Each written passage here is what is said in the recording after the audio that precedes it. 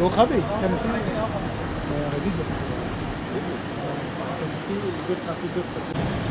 Herhalde makine çalışmıyor. Çalışıyor. Bu daha güzel çekti müdürüm.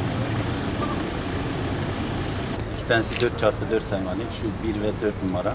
Bunların maliyeti 184 milyar civarında. Diğerleri normal 4x2. Onlar da 160.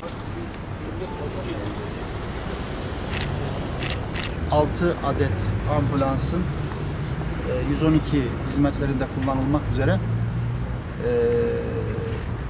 aslında bir anlamda teslimini gerçekleştiriyoruz.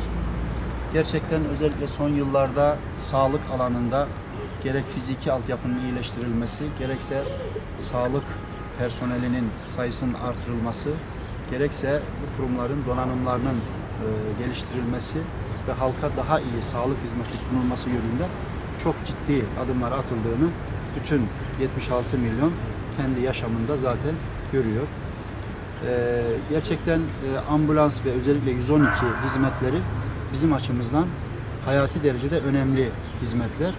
Çünkü sıkıntıya düşmüş insanlara bir an önce ulaşılması, ilk müdahalenin yapılması, ardından da en yakın ve en uygun sağlık birimine bu insanların ulaştırılması çok önemli.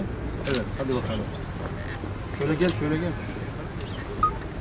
Hayırlı olsun. Sağ ol. Evet. 80.